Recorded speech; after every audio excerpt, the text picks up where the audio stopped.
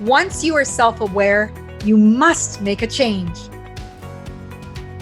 Welcome to the Millionaire Woman Show, where we'll be discussing leadership, business, human potential, inspiring you to live rich from the inside out.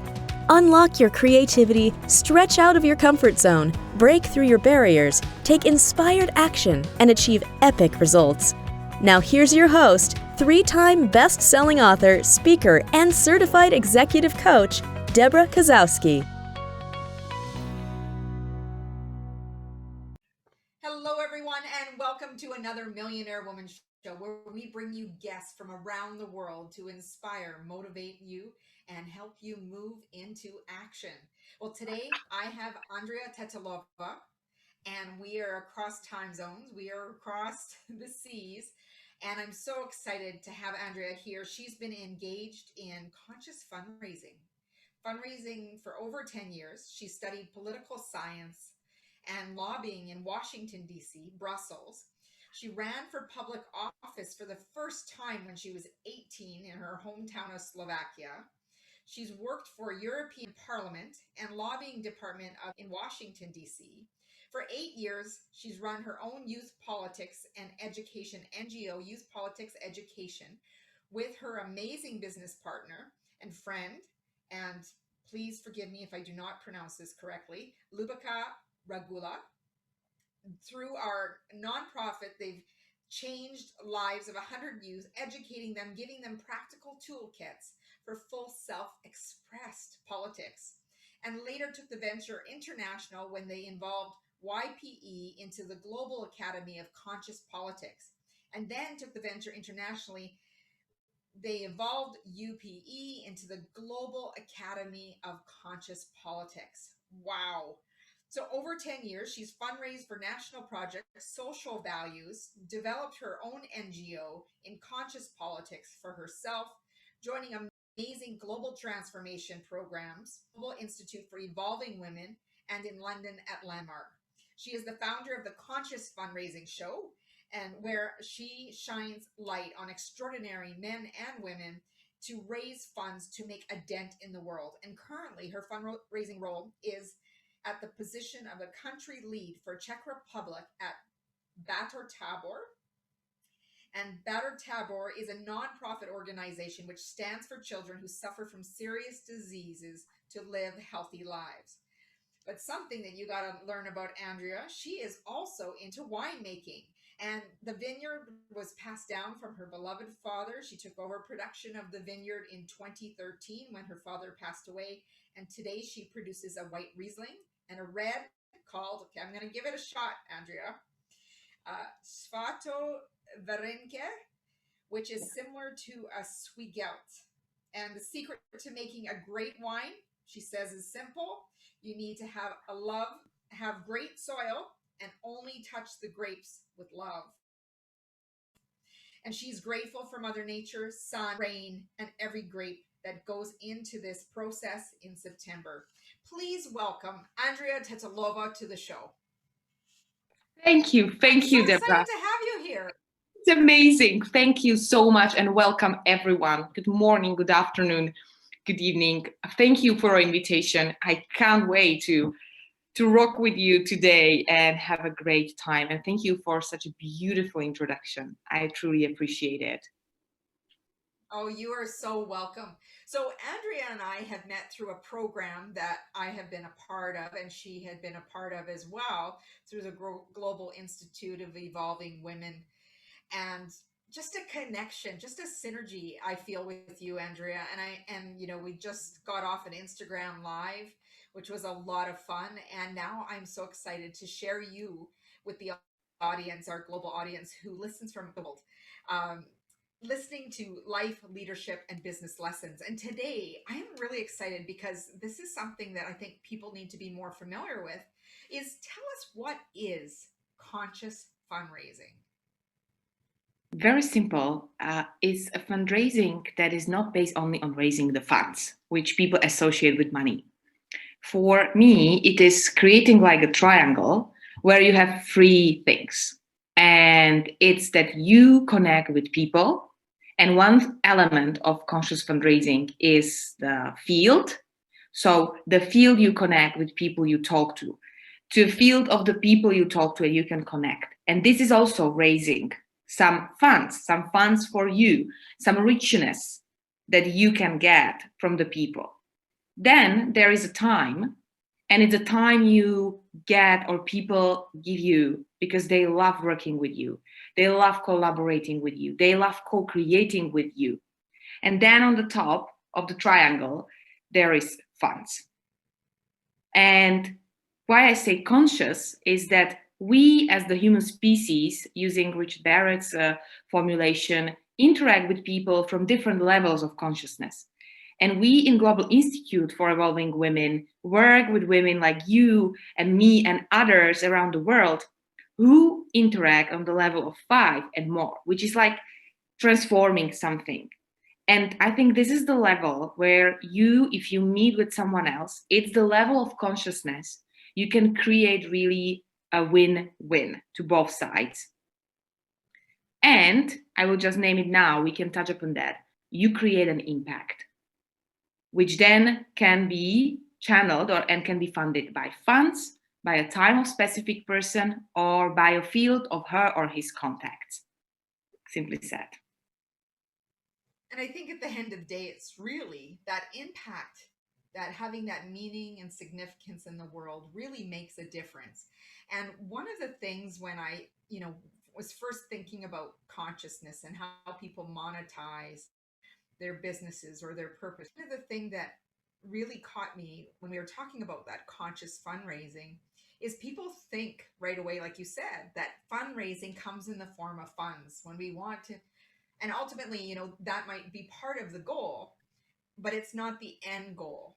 And realizing that with this fundraising, that when people focus on the monetary part, they're losing sight of the conscious collective, of the relationships that get formed, the resources that get shared, the collaboration that happens. So I found it fascinating to hear about how you go about helping people develop and raise funds more consciously. And when I saw that you were in politics at the age of 18, I was like blown away that you are someone who takes initiative. So when you think of fundraising and you find a cause that you're behind, what are some of the first things that you think of or do?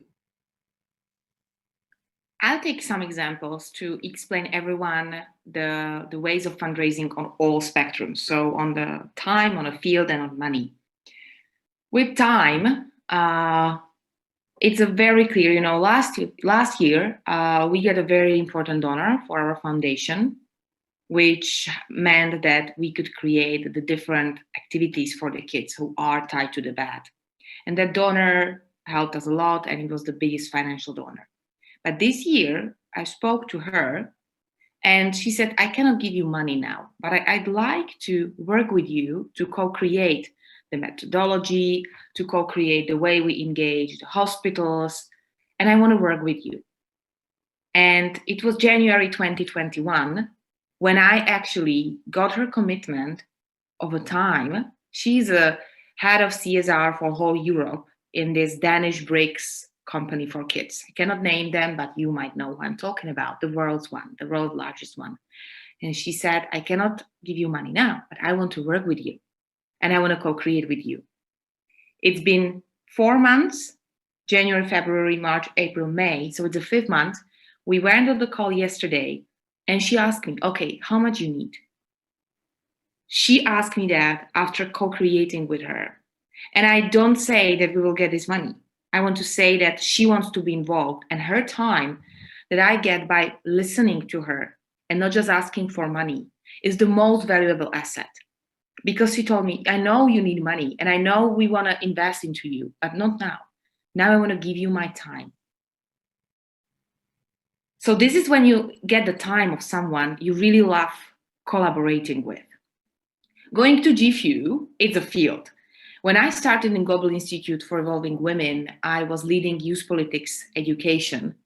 And I had one mentor, thanks to youth politics education, who happened to be our former Minister of Foreign Affairs.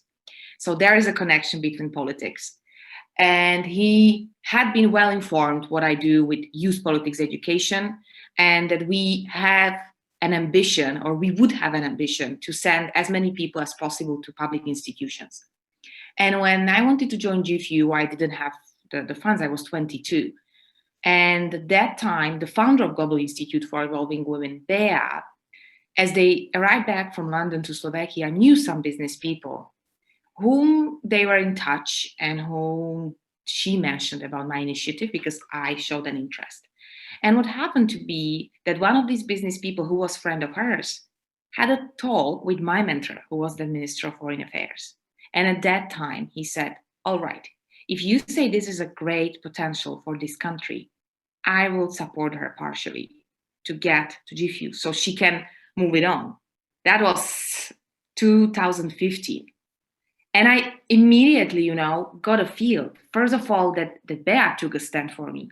But then because of her friend who could donate something on a return on impact, and my mentor who saw what I had done, made it available. And this was actually no real, money sent to my account, but it were the funds that supported me to grow within GFU. And it was a field of these people that they suddenly opened to me and they connected with me and others. And the same happened when we started the initiative in Switzerland, where our chair of the board, who was that time the business CEO of Adidas Group, which has nothing to do with politics, if someone is listening to us, but he used to study in Switzerland in St. Gallen. And when he saw that we want to have a clear public institutions, he said, why not just send people to Switzerland? Imagine that someone tells this to you and it's a long past and you have nothing in your hands. You wouldn't go to Switzerland. But he had such a power from his position. So he connected us with the Swiss ambassador in Slovakia, whom we met. Then he connected us, the Swiss ambassador, to Switzerland. And we could travel there. And we started the program there. Like, it was crazy, but within a year we started the program. And this was a field. This was just opening the field. And from these two different examples, I'd like to speak about the last one, which was about the money, and which was about, last year when I won't speak about the biggest donation because that might sound like, okay, but they gave it from corporate money. I want to speak about the smallest donation, which made one of the biggest impact. It was about the farm that is specialized in horses, who the people in the farm and which horses do the special hippotherapy. It's a therapy with the horses to ill kids. And we wanted to include hippotherapy to our programs. And we knew that the pharma company is well supporting them because they want the horses to live. And we wanted to work with them. So what I created was a conversation between this big pharma company, I cannot name, the horse farm, and us. If we can find a synergy, so the pharma company could give us some money, we would use their horses, and it would be a beautiful collaboration with an impact. And it happened so. It wasn't a big donation, but it doesn't matter because I want to show you that these were the finances you got from money, but you actually got from a time of someone, that would be the horse company, and a field that was a pharma. So I think this is how it worked and how it has always worked. And I work now with the women, but we can talk about that. And I try to bring them the confidence to ask for money, because asking for money for another cause is a different thing as to ask money for yourself and fundraise for yourself. It's, we were talking earlier about opportunities and obstacles. And, when people have that space of not feeling like they have the money for something, how do you help people shift to see the opportunity versus the obstacle? I will take two examples. One, which I do with the women, and that's based from my own experience, and one, what I do at the foundation.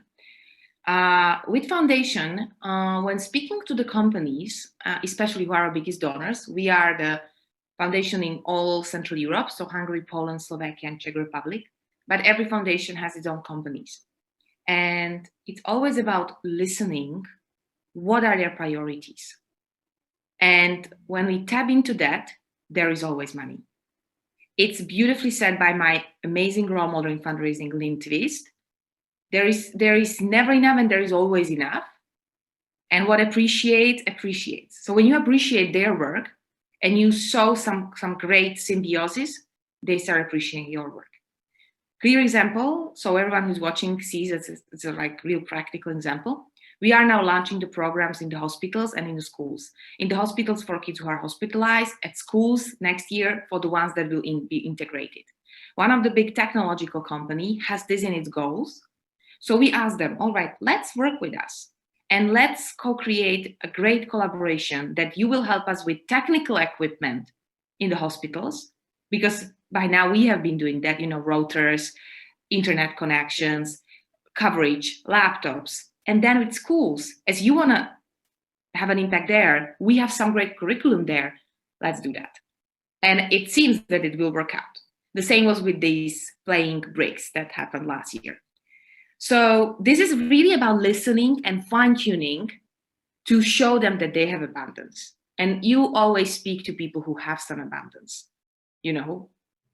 With individuals, this is different because I see that there is about to be very confident and be courageous to ask. Now I have one amazing client who is running her foundation, and we are thinking about the way how she can leave her job maybe for part-time or for a few hours and really dedicate herself to fundraising for the foundation. But first of all, she really needs to see, right, I am the one that has the vision to go for this, and I can raise the funds, whereas the others of the organization can do the curriculum, can do the programs in Africa, etc., which is about that. So I try to bring them some kind of a stability, how to create that functional organization. But it starts with having the courage to ask. Again, another practical example, when I was selected to Washington, D.C., you mentioned, I had everything, but I didn't have money for a flight ticket. And the mentor of mine told me, okay, so raise the money. I was like, for a flight ticket? There's not a noble cause at all. 22 wants to travel to DC for her, life's experience. So find the money or ask your parents. But he said, fundraise for it. If you want, then we find the options. And within a week, I fundraised for the flight ticket because it wasn't a DC working and traveling in hamburger store, which is fantastic. But my life in DC was about expanding the vision of foundation in Slovakia, learning about lobbying and working in the lobbying industry and studying there to get the skills and bring them back. And this is what people saw when they send their 500 euros, maybe like 300 Canadian dollars or 400 or 1,000 Canadian dollars to let me on the board. So you have to have really that courage to ask, could you support me? Could we find some collaboration? And the best thing is there are only two answers, yes or no. There is nothing in between. Or maybe I'll call you later. So, Andrea, how did you trust yourself to know that it was going to work out? I had that vision that time, but I don't want to go so much about the past. But when you mentioned that campaign, I didn't have any vision. I had just a program, but I wanted to be, elected. I think that I didn't really have such a big confidence as I've got over the years in Global Institute for Involving Women. So at that time, maybe I had the vision in NGO and I was a student. And that was maybe also easy. When you are 22, yes, people see what you are up to, but you are 22. But it got very much worse in 2019 when I was joining again GFU in my evolutionary program. When I was doing 2 jobs, when I was working in lobbying, I had to leave my foundation after 8 years. And I was very much struggling. And then no one will, support your flight ticket or nothing, because you should have built something and it's gone. And then I think it takes a great community to have, community of the women like you and all the others in GFU that will hold your back. So they help me to create the new programs, find the new passions, tune into who I am. And this year, what it took me to start the programs and everything is really, the courage to see, why not to make it as a beautiful thing to empower the women to raise money. And also what made me present to that was last year in summer when I sat with my chair of the board and I asked for money. And I asked for a raise, like a salary raise. And there was a postponing, like we will talk about it later. But I remember that feeling. And I told myself that, is it that shy and hesitant feeling that we women have when we even want to raise this question? And I bet I'm talking to many women. Asking for salary raise, asking for money from the donor, if it's not for a noble cause of saving lives of kids, oh, I don't like it. Don't ask me this. Although it's us. So I got present to this thanks to those years, but also I got present to this actually a year ago. Summer, June 2020, when I was at that stage and when I felt like I have to ask this. So I don't know if I got all these guts, but why not, Why not to stand for who we are? So you always did. Why? What is your why, Andrea? Why fundraising? Why is it important to you? Because I love asking for money and raising funds. Like, I just love that entering of the conversation. And I know it might sound very snobbish, but over last year, I found out it's not only about money. I really found out how important it is to really, thinking about raising the funds. And this podcast is about the richness from inside. And it's so important to also raise the funds so you have enough. Because many NGO people, many foundations people, even many fundraisers in the political campaigns are just drained to tiredness and boredom and even sickness, because they are just tired of raising months for months and raising the funds and not raising anything for themselves.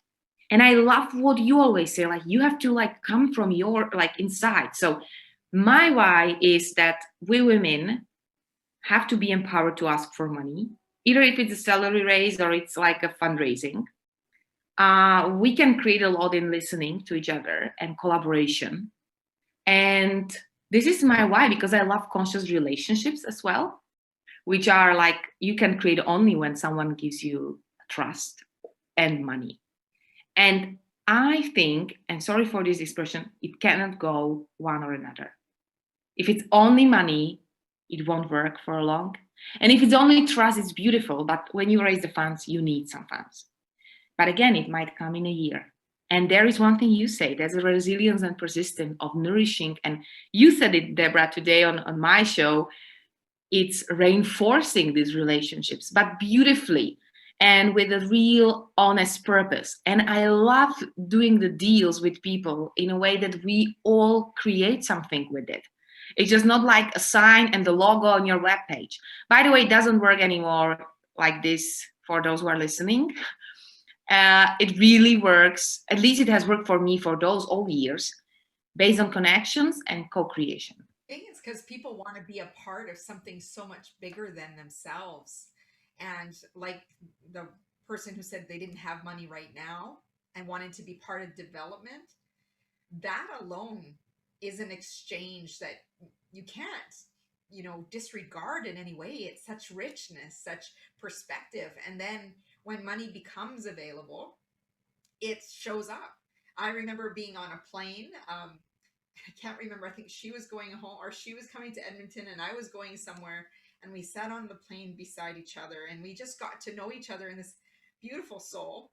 And she said to me, she goes, Deb, someday I'm going to coach with you. I said, all right, let's do that. And a few years later, it wasn't immediately, but it was a few years later, we continued to have a connection and she reached out and she did some coaching with me. Another one said that, when I get this position within a board, I'm going to bring you to come do a presentation for all the women in town. And years later, she's like, Deb, I'm in the position and now I want to bring you here. What do we got to do? And I was just like, it's amazing. People think it's going to happen immediately and it doesn't. When you continually to build and nurture relationships, keeping people in the loop, don't make them feel like a transaction, right? That one and done I got what I want from you, but to continue to establish those relationships over time, doing a check-in on a regular basis. Don't, do whatever you might help them, and all of a sudden they disappear. And it's, you have to tell yourself that whatever you did for them was done with good intention, and hopefully if they're not going to someday come back to you, because there's that law of reciprocity, right? It comes in a different form. What has been your experience, Andrea, with that? I love what you said about that people are not transaction. And I think the biggest experience in my life is what you named. I never ever seen people as a transaction. Never ever. It's always been a relationship for me. I'm not that type of person that hangs out on every party and just gets with people all the time. No. But anyone in my life is a transaction. Isn't transaction. Just to be very clear in this negative. No one in my life is a transaction. Everyone is a relationship. And also, a part of this is really to be kind to people. And that's what I learned over just recent months, that showing kindness is way more for me in raising funds, especially funds of time and a field of the people, than for the person that receives that. And I'm always very kind to people that even maybe were not the best ones to me, or didn't, relate the way you would like to. But when I took it on that I'd like to process it, and in the end, I just like to be kind and say them all the best and wish them all the best. It seeded, like expanded my kindness. And here is one of my personal story to this as well, or one of the many more, but one of my very good friends and someone who is definitely my soul friend lives in the US, and we've been in touch for 3.5 years. And he's an amazing man, an amazing person. And we are not in touch every day, but we've been basically in touch for more than 4 years. And when he was here, he visited me in Slovakia. And you know that you have this soul connection. And I just sometimes text him in these times when he's like sailing out and he doesn't have even a connection. So I understand that he won't be on Instagram all the time. But I just send him a text message whenever I want to celebrate something with him. And I did it yesterday because they finished their ship that they were preparing for hauling out. And I just felt that kindness that I could, give to him. And it was that act when I just sent the bottom send. And I know he read it, and I don't expect an answer because I know he'll answer when he has time. It's not about that. And exactly, it's not about transaction or reaction. And I think he's such a great, my personal life example, that it's been always about kindness from both sides. It's been always about generosity from both sides and tons of conversations. But what I've learned over just past months, if you are kind to people, it just so much nourishes you, and you can you can really raise so much from that conversations. So I think this is very similar as you said, but this is something what I've spotted about kindness and seeding these seeds in my life. And seeding those seeds of conversation. Imagine that if you didn't have those rich conversations with people, that you wouldn't be generating ideas that could be where that money comes from. So I think this is where I want to really have people on your mission and your purpose behind this conscious fundraising is planting seeds, having deeper conversations of finding out what matters to people.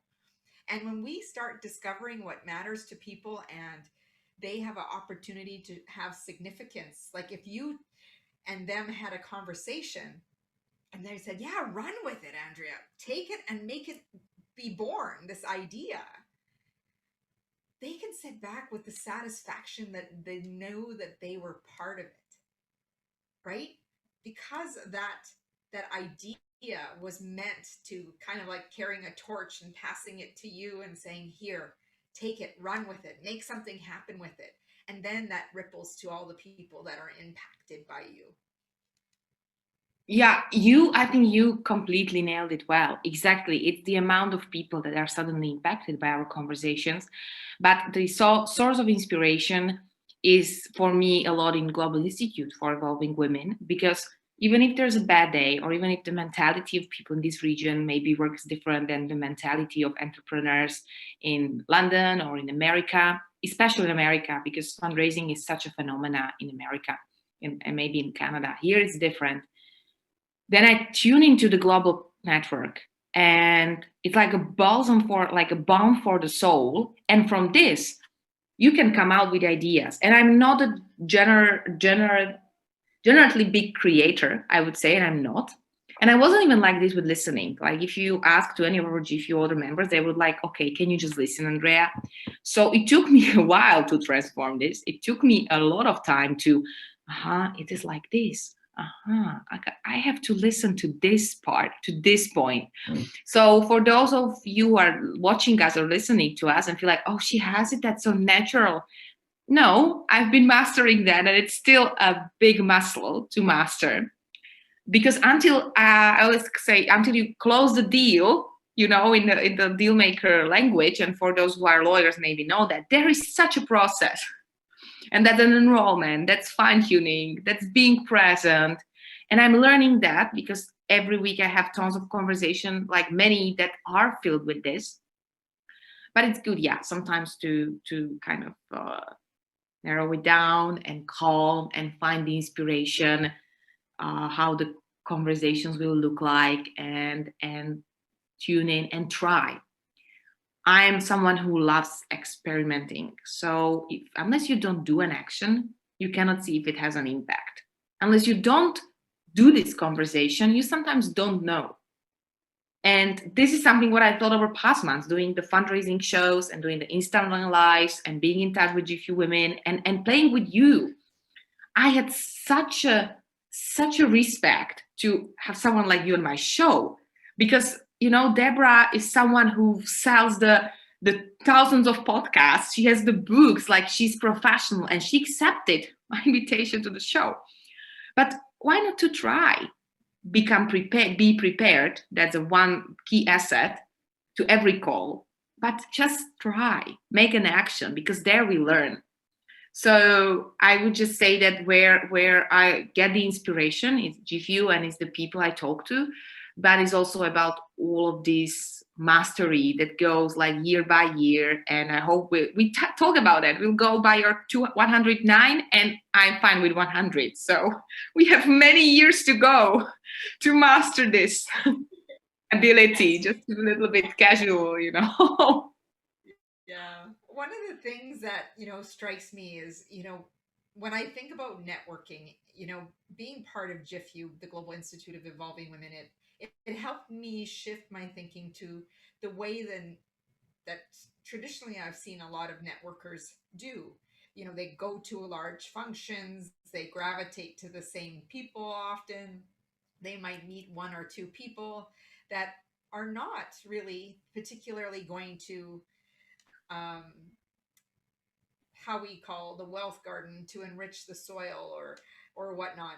But when you go intentionally to meet people that you can support and others support you, or being the encourager and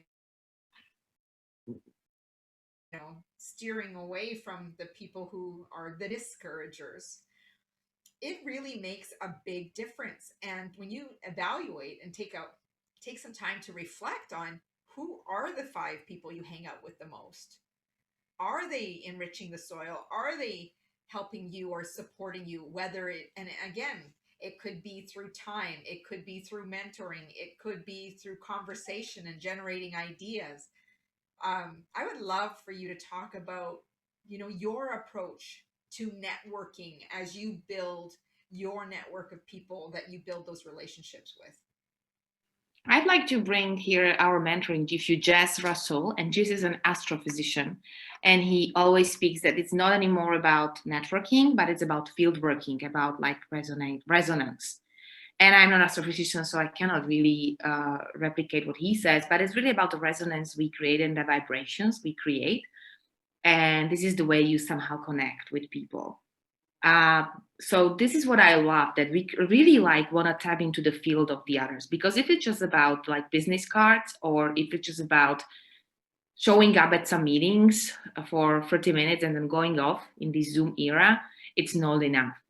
So I would maybe speak about like 3 takeaways that I have. And one, actually, I thought, I didn't experience it by myself, but it's a beautiful one for ladies especially. And I get it taught by the co-founder of GFU, Bea's sister Tatiana, who is my best friend, because she once advised me, you know, when you are at any networking party or reception, first of all, be well dressed and be beautiful, but then don't chase the people. Stand in somewhere in the middle or in a very visible point where everyone can see you. Have a drink and just observe who will stop by. Because these are the people who, first of all, feel and can tap into your field, either because they are courageous, they are curious, or because just they want to like eat somewhere and there's no other table free. That's also possible. But it doesn't matter because you immediately start talking. And don't chase. Okay, you can move from table to table, but not more maybe than 1 or 2, because you are that radiant person. Ladies, this is especially for you. You are that radiant person. You have the dress, you are there. But now no physical events. So to the Zoom and to the all other online conversations, I really have learned to follow up and deepen the relationships I have, connecting people. If I see immediately there is a connection to someone, I just do that. Last time I did it so, we met at a takeaway cafeteria with 2 ladies who apparently were not only fashionists and fashion models, but one of them was a PA to one of the most popular composer, Czech music composer, piano composer, who's been working with Hans Zimmer in LA. And I didn't know that. And I found out that. And my first thought was like, I'll connect you to our mentor, Gary Malkin, who is a 7 times Emmy awarded music composer. This guy is in LA. He is in California. Amazing. And I did it. And I don't know what this connection will bring, but this was kind of my field expansion. And whenever now I post anything from this Czech composer, he responds to this. He's not following me, but he responds to this. And I really value his time because he wouldn't have to matter putting me hard and saying great. And by the way, with her, we have a great relationship. I'm using her hairdresser. We have chit chats, and it just happened over takeaway coffee and croissant because I just wanted to interact. So even if you have Zoom times, you still might go for your takeaway. You still might go to the grocery store, and you still might do some connections there. My favorite cafeteria, I love them. Cafe Salo in Prague, if they're listening to this, they always give me something for free. But what I do, I always bring them something from my vineyard for free. And just saying thank you and others. So this is a part you can do even in these times. Connecting, thinking whom to connect. If you are not this kind of a person, it doesn't matter. If you show up somewhere, if you like some Excel sheets or mechanic stuff, think how you can contribute to 1 or 2 people in your life. I think it's enough. And the third is that I try to connect a lot with GFU ladies these times, like you, seriously, and tap into my feminine. Who am I as a woman? How I can vibrate a different energy and connect with the right women and men in my field. And I'm an Instagram person, I have to admit, and I like just, scrolling around it and see who is doing what, So this is my, like, having always the radars on. I even call myself, like, I just want to have the radars on. This is what I love. If you don't like it, don't do that. But this is my trick, how I kind of follow. And if people want something about people, and especially about how to get closer, if it's appropriate, they ask me, because I just know where they are. Or I know who've been with whom, in terms of professional relationships. So these are my kind of 3 tips. So get connected, stand in the middle if you are at a party, people will vibrate with you, and be aware of what's happening around you.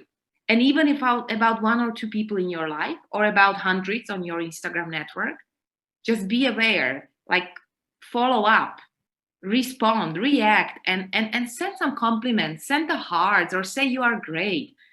Sometimes it's such a small action can sparkle the day in these online times. Why not? Why not to say you have a beautiful coat, or wow, this is a beautiful video? And we have so many ways to do that. So I would say use social media as well. I would be social media free. Yes, use them for something that like expands what you love. Yeah. One of the things that, when you say that, I have made a point of going into tags that I follow. And let's say coaching. There's other coaches out there all offering different things. But if they say something that resonates with me, I purposely comment on what they're doing and ensure that they know that they're bringing good to the world. And I appreciate their post. And some people might say, oh, well, that's competition. I don't see it as competition. I see it as an opportunity to learn and tweak my messaging to see if it resonates with people and say the same thing, to make a comment. But I love how you say stand in the middle of the room and just see who comes to you. That energy that you radiate off. And I think, because it so many layers, I think that's so powerful to know that the people that do come into your field or come towards you to start the conversation, that it is truly meant to be. And some of it might be some side talk and it could be a distraction or whatnot, but for you to be in more awareness of what is coming toward you, because you never know where that connection leads. Like I said, it can be immediate, but rarely is it immediate. And it's often, maybe it could be 6 months down the road, 5 months down the road, could be at 3 years. But knowing that connection re-enter my life at different points and for different reasons, to really be paying attention to why that might be. Right. And from what you're sharing, Andrea, is really about that energy that people bring forth. You do that as well, Debra, because when you send hearts to my post and you comment, it's not, I know, only from a friendship point of view, but you are interested. And I love you do that as well. And you could be the one that just stands behind and have the show. You would have the show and you would be doing great, but you interact. And I love that about you. I'm always so excited. You send me some hearts for something. I'm like, wow, she noticed. So what you do is so great, at least for someone like me. Maybe someone doesn't like it. So, okay, then don't be on social networks. It's fine. Reblock. It's all right. For everyone, it's people are all around this, especially in Czech Republic. Oh, I want to reblock. I want to have my own time. So do that. Like, switch it off. Don't be there. But the world is moving on. So if you are not there, fine. I'm not paid, by the way, by any of the social media here. And neither of them is donating any money to anything I work on. But I think it's just the way we connect. So if you're not there, it's okay. But yes, for me, it's this way. And this tactic, it also cost me kind of a lot of non-really pleasant contact, I have to say, because when you are at the table, you apparently talk to someone. But I really want to use this case with this lady with croissant, because I was standing at one part and they were standing next to me, if you imagine, in front of cafeteria.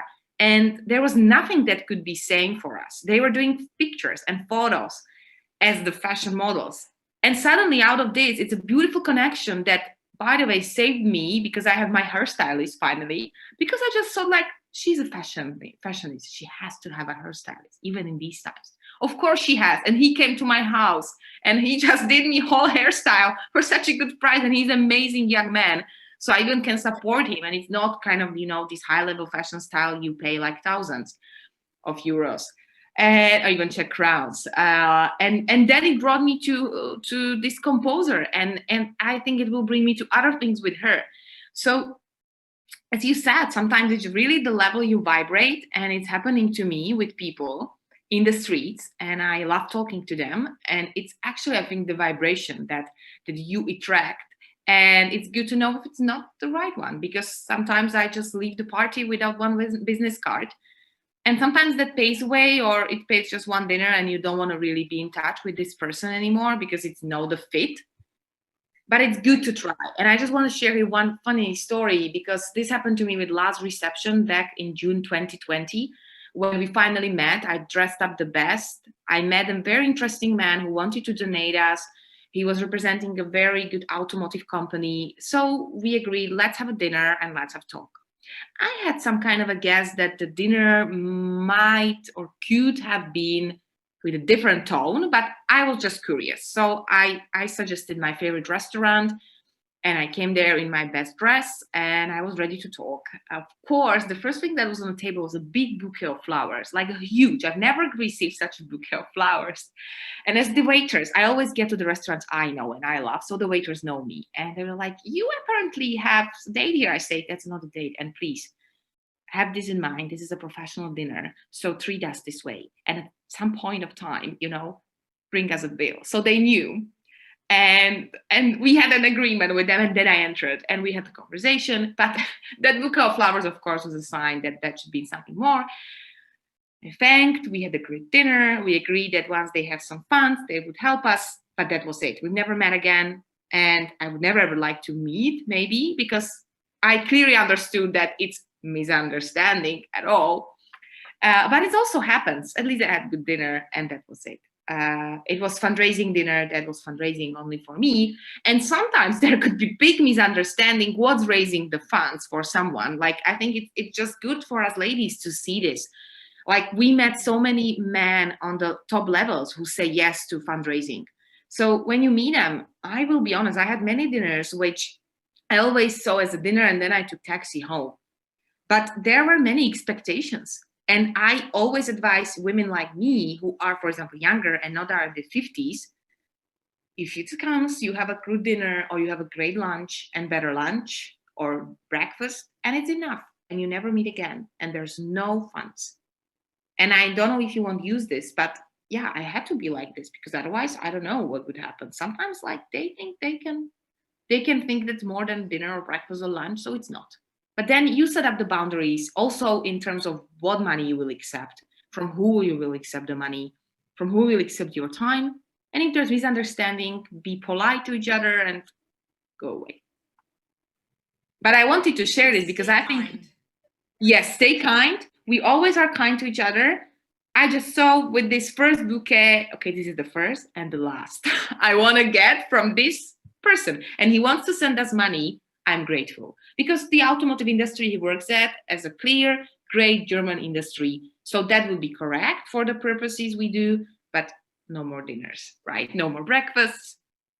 Yeah, but it's just like I wanted to share, maybe not to have it all frilly and airy and fairy and beautiful and trustworthy. Things happen. So you have to be aware and always, yeah, be kind, but like kind of like keep your dignity and play, not the playing the strings on the violin they want, but stay to your true, as Sandra Dekin says. Yeah, exactly. I like that. Yeah. So we've come almost to the end of our interview, and there's a couple questions I ask all my guests, Andrea, and I know I didn't prep you for this. One book that has really impacted your life?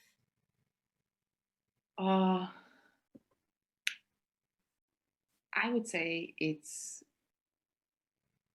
definitely The Soul of Money from Lindqvist on fundraising. And personally, it's Shakespeare and his Romeo and Juliet. I just love this book. But I want to say too, yeah. Yeah. So what is it about Lindqvist's book that stands out? What resonated? 3 things. Having a stand, because if you have a stand, things can shift, and you always create unexpected things. Mm-hmm. Acceptance, because when you accept things, you can create. And appreciation, she says about what you appreciate appreciates, and this brings the soul to everything you do. What does it mean to you to live rich from the inside out? I think it's always having a joy, being able to have joy and experience joy, and be healthy and fit. Awesome. Yeah, because that are, I think, the preconditions. I never get an identical answer. That's why I love these questions. And it's so powerful to hear individuals' interpretations of what that looks like. Now, how can people stay in touch with you or work with you to become a more conscious fundraiser? You can go to my webpage, andreatittelova.com, and we can have a discovery conversation about how to have to have a confidence to be courageous. And we have now I offer a special package where you can also become a part of a Global Institute for Evolving Women. So please let me know. Let me know on Facebook, where we run our Conscious Fundraising Show, or on Instagram, where we do our Instagram live spot. So Instagram, Facebook, Twitter, and then the webpage. But if you just DM me on Facebook, that's the best, because we can connect in the easiest way.